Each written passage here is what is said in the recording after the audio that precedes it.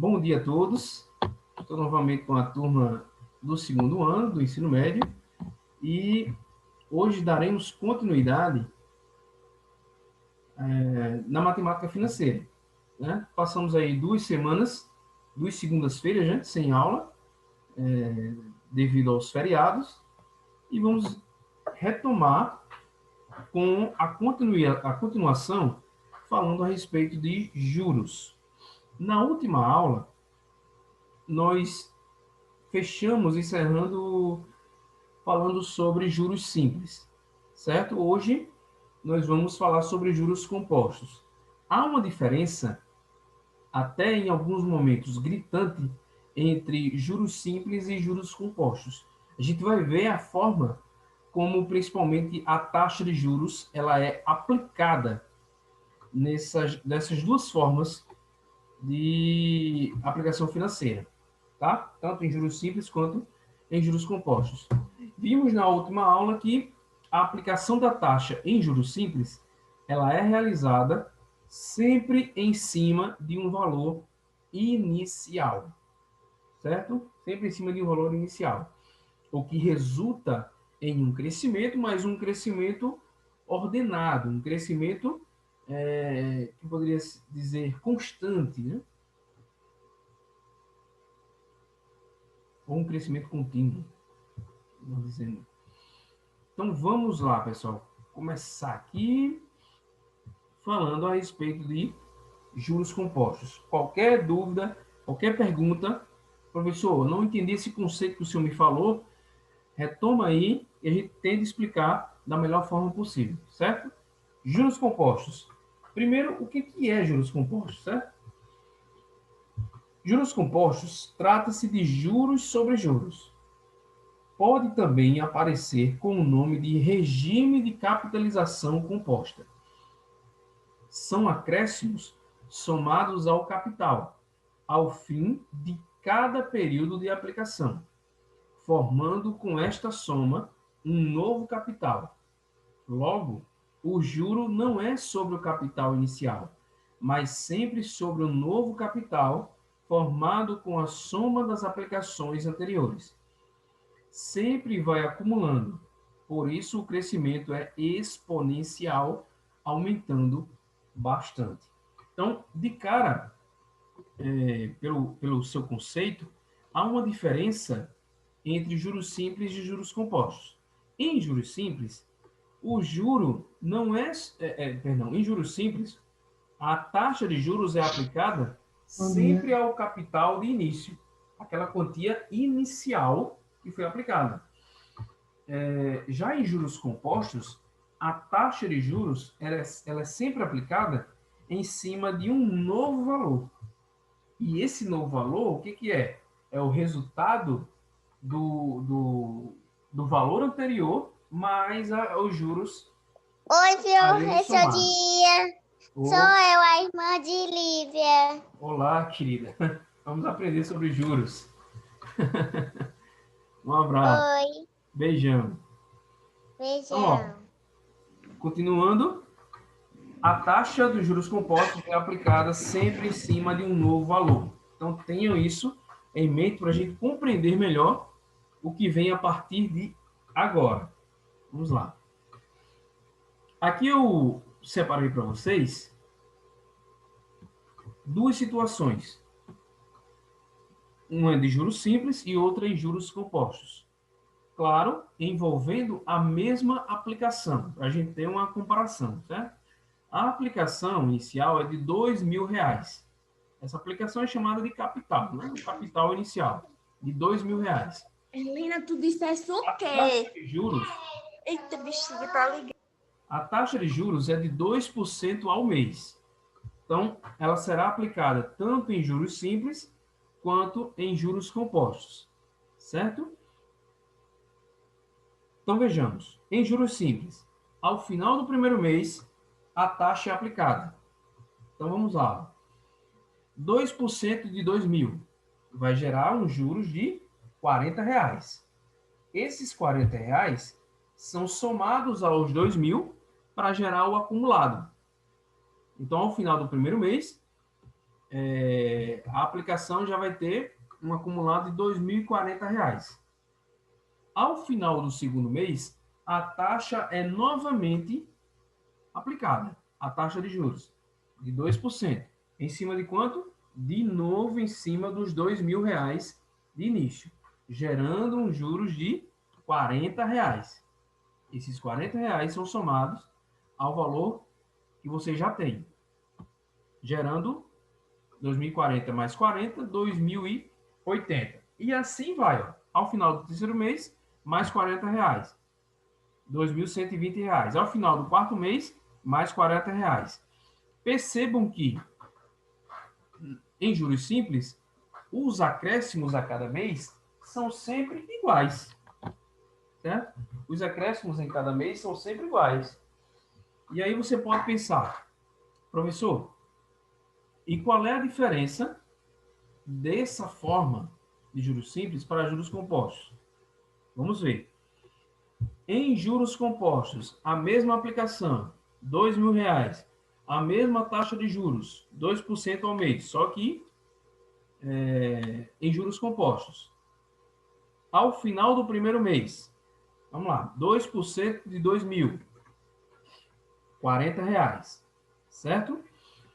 Até aí não há diferença, porque a quantia que eu tinha era de 2.000. Apliquei a taxa de juros, 2%, gerou R$ 40 de juros. O acumulado, ao final do primeiro mês, eu já vou ter R$ 2.040. Ao final do segundo mês, a taxa de juros, que é de 2%, agora é aplicada em cima do novo valor. E o novo valor é R$ 2.040. Então, eu aplico 2% de 2.040. Resulta em R$ 40,80 de juros. Eu vou somar esses R$ 40,80 ao valor anterior, gerando R$ 2.080,80 de acumulado. Percebo que, ao final do segundo mês, eu já vejo uma diferença de juros compostos com relação ao juros simples. Ao final do segundo mês em juros simples, eu tinha um acumulado de R$ 2.080. Ao final do segundo mês em juros compostos, eu já tenho R$ 2.080,80. Você pode pensar, professor, mas a diferença é muito pouca. Inicialmente, ou nos primeiros períodos de tempo, a diferença é muito pouca, certo? Porém, com o passar do tempo, essa diferença vai se apresentando com uma maior exatidão para você. Então, você percebe um aumento significativo quando você tem uma aplicação que ou que demora um período de tempo considerável. Veja, ao final do terceiro mês a juros compostos, eu já vou ter um acumulado de R$ 2.122,41. Ao final do quarto mês, R$ 2.164,86. O quarto mês de juros simples, só tínhamos R$ 2.160. Em resumo, qual é a diferença gritante? A diferença gritante é que a taxa de juros em juros compostos, ela é sempre aplicada em cima de um novo valor. Por isso, o crescimento ele é mais rápido, certo? Por isso que o crescimento ele é mais rápido, chamado até de crescimento exponencial. Porque se a gente fizer uma relação de comparação gráfica com o crescimento de uma quantia em juros simples, com o crescimento de uma quantia em juros compostos, a gente poderia até estabelecer, ó, deixa eu só pegar aqui a caneta para explicar isso aqui graficamente para vocês. Vamos imaginar um plano cartesiano qualquer. Vamos colocar aqui. Certo? E vamos imaginar uma quantia de dinheiro com o passar do tempo. Dois eixos. Vamos imaginar aqui, ó, um capital de R$ 1.000. aplicada uma taxa de juros simples, geraria um crescimento que resultaria num gráfico de linha reta crescente. Isso é melhor. Isso aqui seria, óbvio, uma aplicação financeira a juros simples. Certo? Como é que ficaria a mesma aplicação dos R$ 1.000 a juros compostos? A juros compostos, ó, eu teria basicamente isso, ó.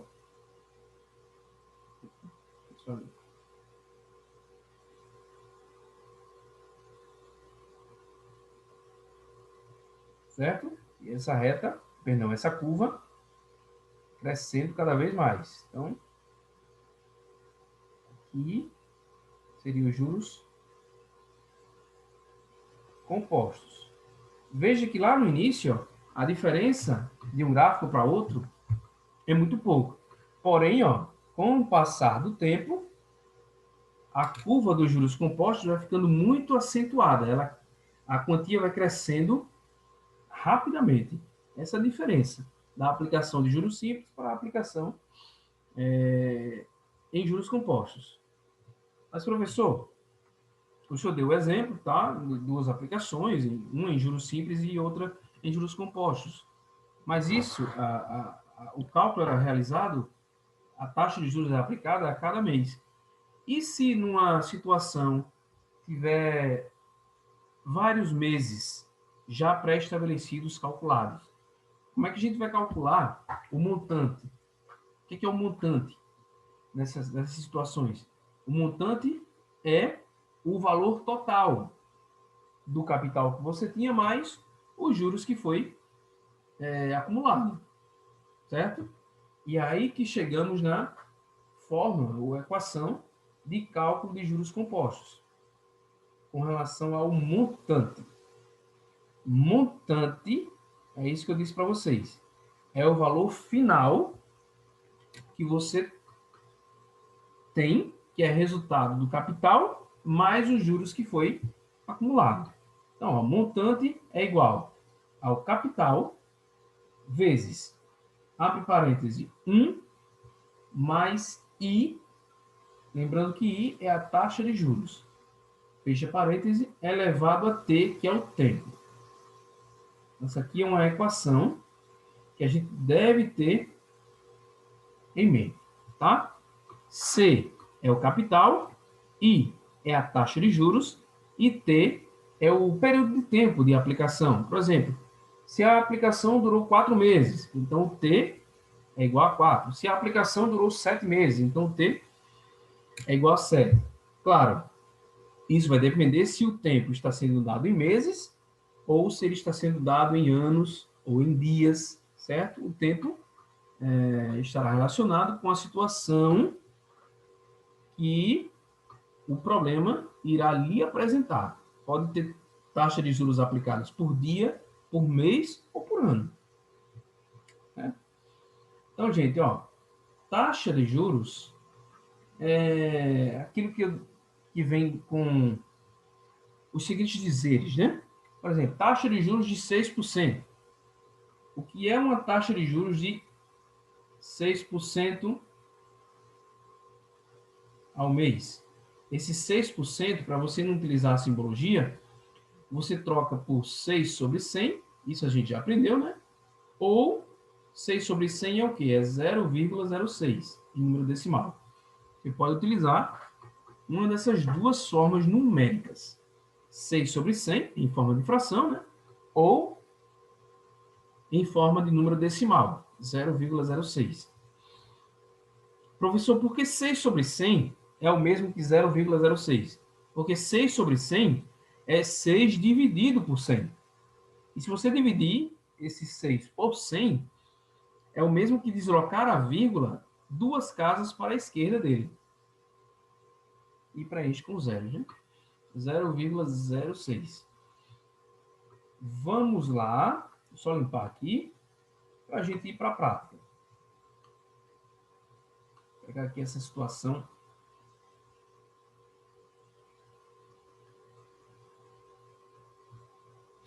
Tem uma galera aqui esperando entrar. Vou pegar aqui essa situação para vocês, tá? Vejamos. Preste atenção para a gente conseguir utilizar bem os nossos conceitos que a gente já aprendeu. Vejamos. Número 1. Joana tomou um empréstimo de R$ 1.000 a juros compostos mensais de 5%. 2 meses depois, pagou R$ 600 e, um mês após esse pagamento, liquidou o débito. Qual o valor do último pagamento? Indique o valor inteiro mais próximo do valor obtido em reais. Então, vamos prestar atenção, porque o problema, ele identifica alguns aspectos, né? E uma situação bem singular.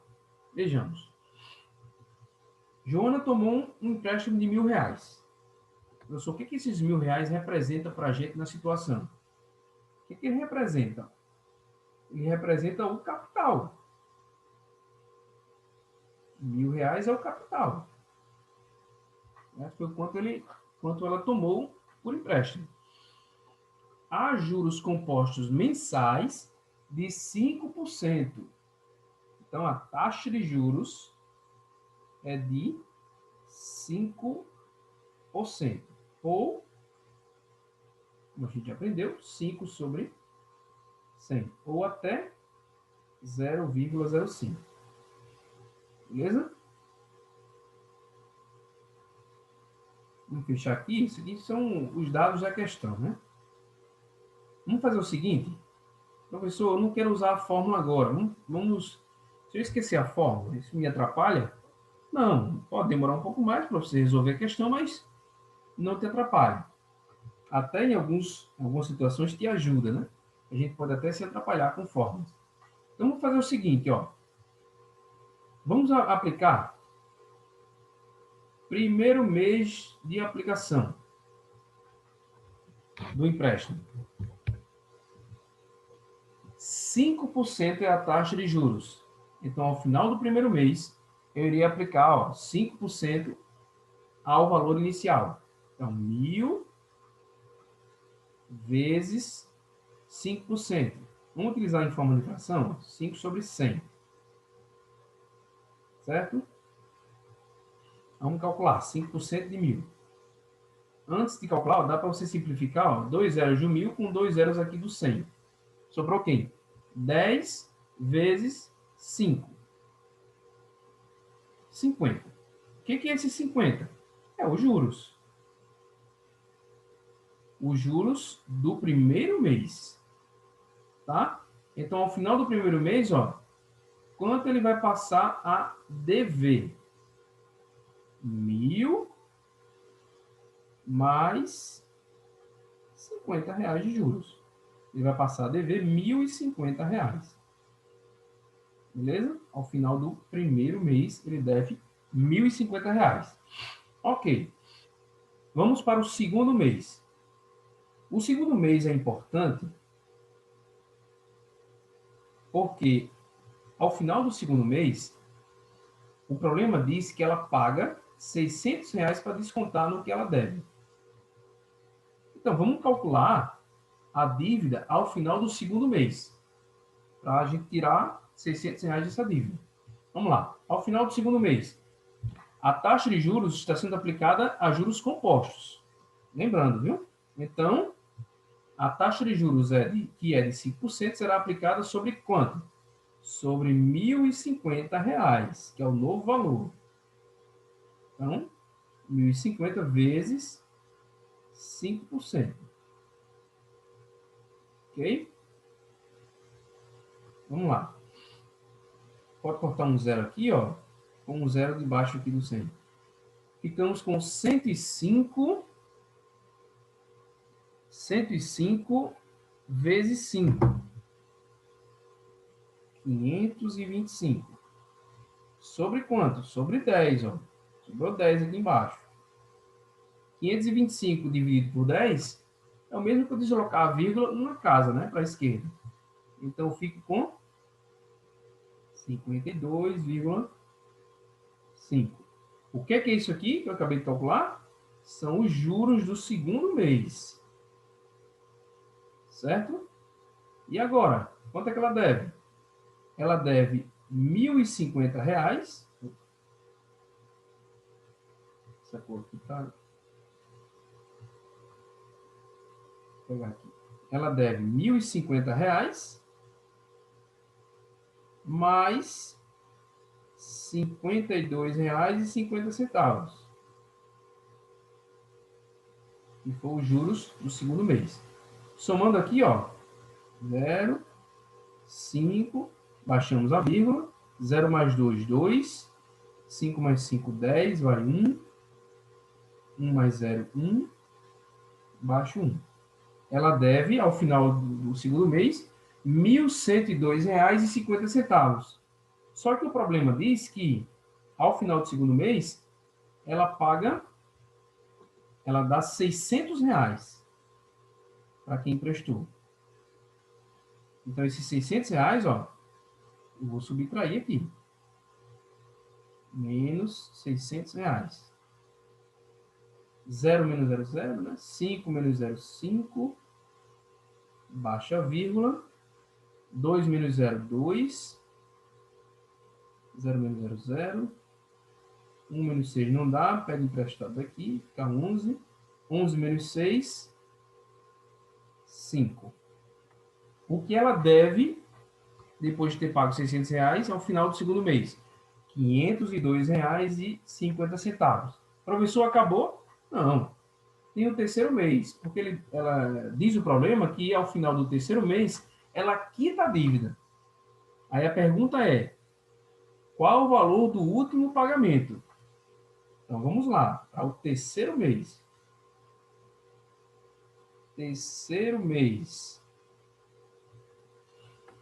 Aplicar a taxa de juros de 5%. Em cima de quanto agora? Em cima do quanto ela deve.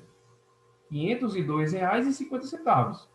Então será R$ 502,50 vezes 5%. Certo? Gente, não simplifique esse zero aqui, porque ele está na parte decimal, viu? Não pode. Então, professor, o que é que eu faço? Multiplica em cima, ó, 502,5 vezes 5.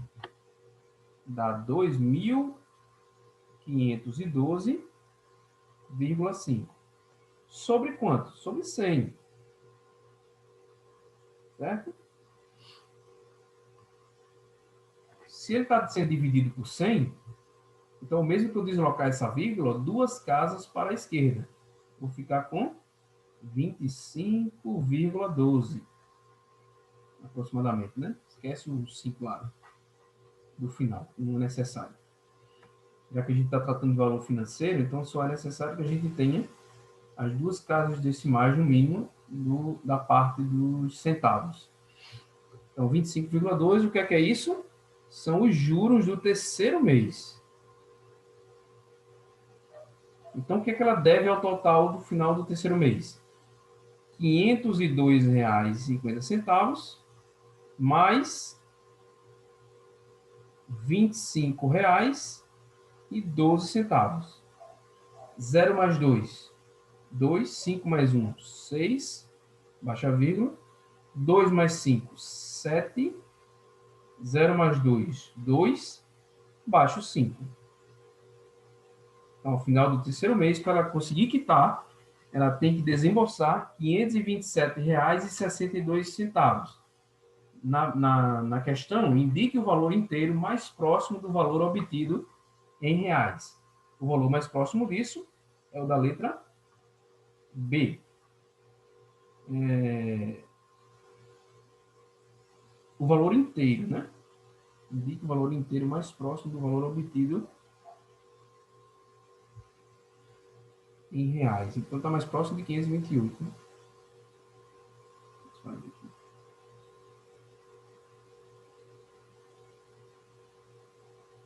Letra B. Letra C, perdão. Então, como a gente viu, aplicamos a juros compostos, certo?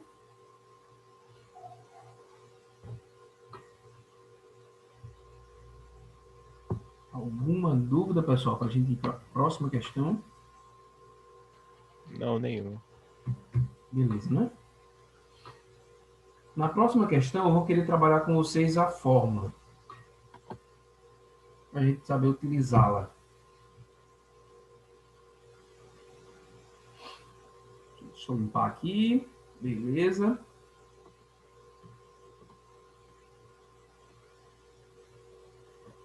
E vamos lá para ela.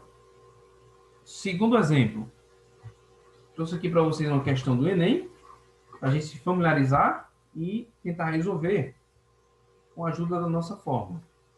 Vejamos, ó. Número 2. João deseja comprar um carro cujo preço à vista, com todos os pontos possíveis, é de R$ 21.000.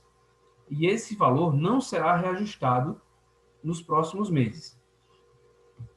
Ele tem R$ 20.000 que podem ser aplicados a uma taxa de juros compostos de 2% ao mês. E escolhe deixar todo o seu dinheiro aplicado até que o montante atinja o valor do carro. Para ter o carro, João deverá esperar. Aí vem as alternativas, né? É muito relacionado ao período de tempo que João vai ter que esperar. Letra A, 2 meses e terá a quantia exata. Letra B, 3 meses e terá a quantia exata. Letra C, 3 meses e ainda sobrarão aproximadamente R$ 225. Letra D, 4 meses e terá a quantia exata. Letra E, 4 meses e ainda sobrarão aproximadamente R$ 430. Ok. Então, vejamos. Professor, você pode perguntar, professor, o que é esses R$ 21.000? Esses 21.000 é a quantia que João quer ter no futuro, para que ele consiga comprar o carro. Para isso, ele utiliza o que ele tem hoje, que são R$ 20.000, e aplica esse valor em alguma poupança do tipo, né? Para gerar o quê? Juros. E para que esses juros sejam acumulados ao capital, gerando um montante, ao final, de R$ 21.000 ou mais, para ele conseguir comprar o carro. A pergunta central é, para a gente conseguir escolher a alternativa correta, é identificar pelo menos quanto tempo será necessário de aplicação para que ele consiga comprar o carro. Então, o que está sendo dado aqui, gente? Ó, só notar algumas coisas. Óbvio, o capital de início, R$ 20.000, que é a quantia que João tem hoje, certo? A taxa de juros